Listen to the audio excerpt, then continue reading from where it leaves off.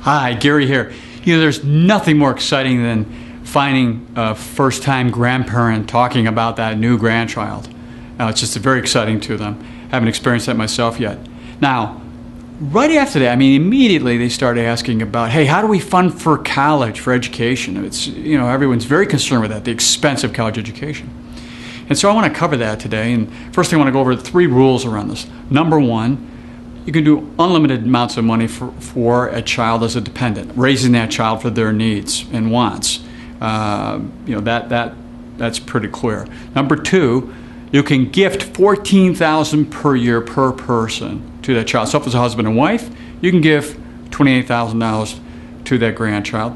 Number 3, the exceptions are medical and education. You can do unlimited direct pay on that. Now, there's 4 ways to do this gifting. First is directly to that child, in a variety of forms. Number 2 is 529 college savings plans. Number 3 is irrevocable gift trusts. Number 4 is paying directly to college, specifically to the college. Let's take them one at a time. Direct gifts. Now, direct gifts, many of you will set up what's called a UTMA account, Uniform Transfers to Minors Act. And it's an account that you set up as a custodian for that grandchild that you put $28,000 a year away if it's 2 of you, or $14,000 for a single person, and invest it wherever you'd like. You can then grow that and do whatever you want with that account up until age 21. Now, in the state of Illinois, or age of majority, this particular state says after 21, that account goes to that grandchild. Most states in the United States are 21. So that's kind of one of the downsides, that they can do anything you want with all that money. Number 2 is downside is that you have taxes currently because of the kiddie tax. That tax is borne by the person setting up the account typically. The upside again is it can be used for anything whatsoever. Second way, 529 college savings plans. Very popular. They're sponsored by the state. And these plans do have limits, but normally they're outside the limits for most folks. But again, you put $28,000 away into it. Good thing about them is it grows tax deferred, and it can be taken out on a tax-free basis for qualified college expenses. The downside is well, you're not quite sure how much to fund based on that grandchild, what kind of school they're going to go to, what the costs will be, if they have scholarships or they only go through a couple years of college, whatever it happens to be. The upside, it's out of the state, and it's growing tax deferred, and it's tax free. So there's some little bit of trying to figure out what the funding will be on that. Number 3, irrevocable gift trust. Huge flexibility here.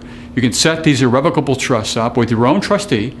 They can be funded absolutely anything. You can put in the $28,000 a year forever. You can go on and on with it, and that particular trust again can be directed to whatever. College, for buying a home, for a business, for whatever you want to. Downside is it pays taxes every year. It's in a taxable entity. The other downside is it's irrevocable, so you're not going to get those monies back, whereas under the 529 you could do that. Fourth way is just pay the college direct.